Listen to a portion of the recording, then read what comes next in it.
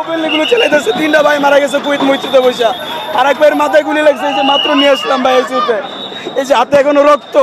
আমার ভাই রক্ত কিসের জন্য আমাদের দিতে হবে? কারণ এই আন্দোলনের ঘাড়ে চেপেই তো ওই জামাত শিবির বিএনপি তাদের সন্ত্রাসীরা সুযোগ পেয়ে গেল। মন্ত্রিত্ব ছাড়তে প্রস্তুত রয়েছি, বিএনপি ও জামাতের ফাঁদে পা দিয়েছে।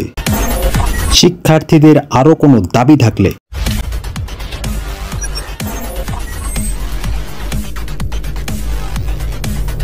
আসসালামু আলাইকুম ভিউয়ার, আশা করি আপনারা সকলেই ভালো আছেন।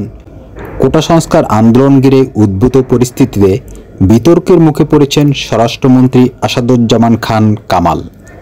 এ অবস্থায় প্রধানমন্ত্রী মনে করলে দায়িত্ব থেকে সরে যাবেন বলে জানিয়েছেন তিনি। শনিবার আইনশৃঙ্খলা বাহিনীর শীর্ষ কর্মকর্তাদের সঙ্গে বৈঠক শেষে সাংবাদিকদের ব্রিফকালে এক প্রশ্নের জবাবে তিনি এমনটা জানান। স্বরাষ্ট্রমন্ত্রী বলেন, যদি পরিস্থিতি তৈরি হয়, যদি প্রধানমন্ত্রী শেখ হাসিনা মনে করেন, তাহলে মন্ত্রিত্ব ছাড়তেও প্রস্তুত রয়েছি। তার দাবি, যেহেতু শিক্ষার্থীদের সব দাবি পূরণ হয়েছে, তাদের এই অসহযোগ আন্দোলনের দাবি তুলে নেওয়া উচিত। তার মতে, দেশবিরোধী বিএনপি ও জামাতের ফাঁদে পা দিয়ে আন্দোলনকারীরা এখন আন্দোলনকে অন্য জায়গায় নিয়ে যাচ্ছেন। এ অবস্থায় আলোচনার জন্য প্রধানমন্ত্রী শেখ হাসিনার দরজা আন্দোলনকারীদের জন্য খোলা রয়েছে জানিয়ে তিনি বলেন, শিক্ষার্থীদের আরও কোনো দাবি থাকলে সে বিষয়ে প্রধানমন্ত্রী শেখ হাসিনার সঙ্গে আন্দোলনকারীরা আলোচনা করতে পারেন। এদিকে বর্তমান সরকারের পদত্যাগের দাবিতে এক দফা দাবি ঘোষণা করেছে বৈষম্য বিরোধী ছাত্র আন্দোলন। সেই সাথে সকলের নিকট গ্রহণযোগ্য ব্যক্তির নেতৃত্বে একটি গ্রহণযোগ্য ও অন্তর্বর্তীমূলক জাতীয় সরকার গঠনের দাবি জানানো হয়। রবিবার থেকে অনির্দিষ্টকালের জন্য সর্বাত্মক অসহযোগ আন্দোলনের আহ্বান করেছে আন্দোলনকারীরা।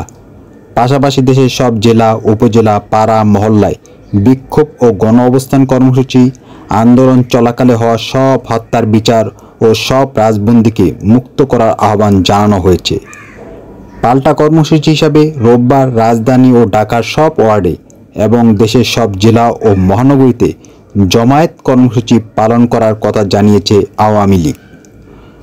পরবর্তী নির্দেশ না দেওয়া পর্যন্ত কারফিউ সকাল 6টা থেকে রাত 9টা পর্যন্ত শিথিলের ঘোষণা দিয়েছে স্বরাষ্ট্রমন্ত্রী আসাদুজ্জামান খান। বৈষম্যবিরোধী ছাত্র আন্দোলনের ডাকে ঢাকার কেন্দ্রীয় শহীদ মিনারে ও চট্টগ্রামের নিউ মার্কেট এলাকায় বিশাল সমাবেশ হয়েছে। সেখানে অংশ নিয়েছে হাজার হাজার মানুষ। এছাড়া রংপুর, সিলেট, ফরিদপুর, রাজশাহী, বগুড়া, বরিশাল, নারায়ণগঞ্জ, বরগুনা, সিরাজগঞ্জ, কুমিল্লা, সিলেটসহ অনেক স্থানে মিছিল ও সমাবেশ হয়েছে। গাজীপুরের সহিংসতায় এক ব্যবসায়ীর মৃত্যু হয়েছে। এছাড়া হাসপাতালে চিকিৎসাধীন অবস্থায় মৃত্যু হয়েছে আরও একজনের। কুমিল্লায় যুবলীগ ও স্বেচ্ছাসেবক লীগের হামলায় গুলিবিদ্ধ হয়েছেন অন্তত 10 জন। চট্টগ্রামে গুলিবিদ্ধ হয়েছে অন্তত 3 জন। একই সময় আওয়ামী লীগ ও বিএনপির বেশ কয়েকজন নেতার বাড়িতে হামলার ঘটনা ঘটেছে। আন্দোলনকারীদের সাথে সংলাপে বসতে চান বলে গণভবনে একটি অনুষ্ঠানে জানিয়েছেন প্রধানমন্ত্রী শেখ হাসিনা, তবে সেই আহ্বান প্রত্যাখ্যান করেছে আন্দোলনকারীরা।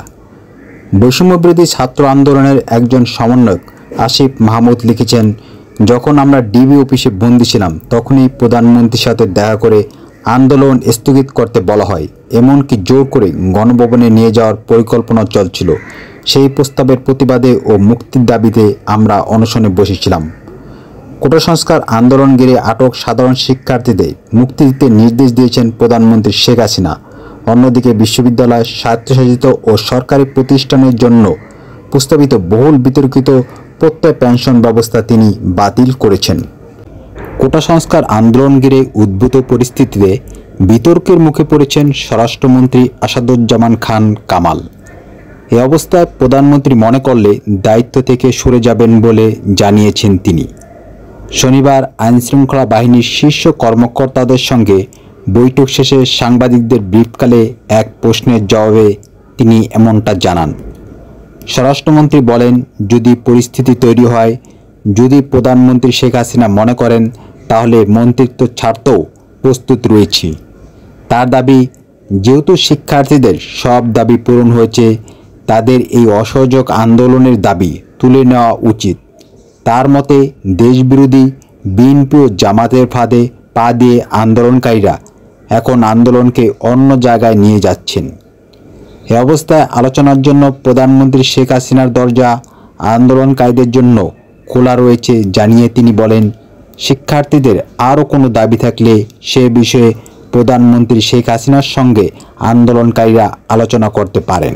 এদিকে বর্তমান সরকারের পদত্যাগের দাবিতে এক দফা দাবি ঘোষণা করেছে বৈষম্য বিরোধী ছাত্র আন্দোলন। সেই সাথে সকলের নিকট গ্রহণযোগ্য ব্যক্তির নেতৃত্বে একটি গ্রহণযোগ্য ও অন্তর্বর্তীমূলক জাতীয় সরকার গঠনের দাবি জানানো হয়।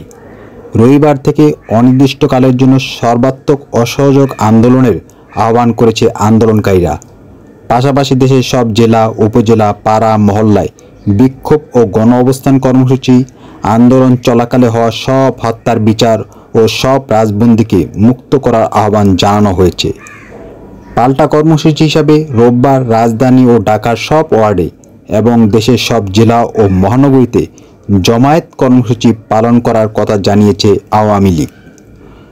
পরবর্তী নির্দেশ না দেওয়া পর্যন্ত কারফিউ সকাল ৬টা থেকে রাত ৯টা পর্যন্ত শিথিলের ঘোষণা দিয়েছে স্বরাষ্ট্রমন্ত্রী আসাদুজ্জামান খান। বৈষম্যবিরোধী ছাত্র আন্দোলনের ডাকে ঢাকার কেন্দ্রীয় শহীদ মিনারে ও চট্টগ্রামের নিউ মার্কেট এলাকায় বিশাল সমাবেশ হয়েছে। সেখানে অংশ নিয়েছে হাজার হাজার মানুষ। এছাড়া রংপুর, সিলেট, ফরিদপুর, রাজশাহী, বগুড়া, বরিশাল, নারায়ণগঞ্জ, বরগুনা, সিরাজগঞ্জ, কুমিল্লা, সিলেটসহ অনেক স্থানে মিছিল ও সমাবেশ হয়েছে। গাজীপুরের সহিংসতায় এক ব্যবসায়ীর মৃত্যু হয়েছে। এছাড়া হাসপাতালে চিকিৎসাধীন অবস্থায় মৃত্যু হয়েছে আরও একজনের। কুমিল্লায় যুবলীগ ও স্বেচ্ছাসেবক লীগের হামলায় গুলিবিদ্ধ হয়েছেন অন্তত 10 জন। চট্টগ্রামে গুলিবিদ্ধ হয়েছে অন্তত 3 জন। একই সময় আওয়ামী লীগ ও বিএনপির বেশ কয়েকজন নেতার বাড়িতে হামলার ঘটনা ঘটেছে। আন্দোলনকারীদের সাথে সংলাপে বসতে চান বলে গণভবনে একটি অনুষ্ঠানে জানিয়েছেন প্রধানমন্ত্রী শেখ হাসিনা, তবে সেই আহ্বান প্রত্যাখ্যান করেছে আন্দোলনকারীরা।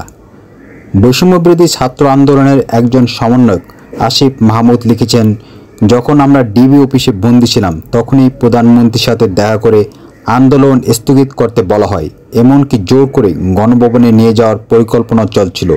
সেই প্রস্তাবের প্রতিবাদে ও মুক্তির দাবিতে আমরা অনশনে বসেছিলাম।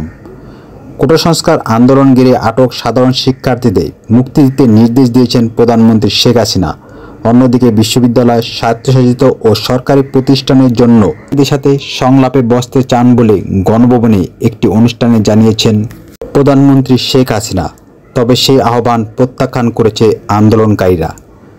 বৈষম্যবিরোধী ছাত্র আন্দোলনের একজন সমন্বয়ক আসিফ মাহমুদ লিখেছেন, যখন আমরা ডিবি অফিসে বন্দী ছিলাম তখনই প্রধানমন্ত্রীর সাথে দেখা করে আন্দোলন স্থগিত করতে বলা হয়, এমনকি জোর করে গণভবনে নিয়ে যাওয়ার পরিকল্পনা চলছিল। সেই প্রস্তাবের প্রতিবাদে ও মুক্তির দাবিতে আমরা অনশনে বসেছিলাম।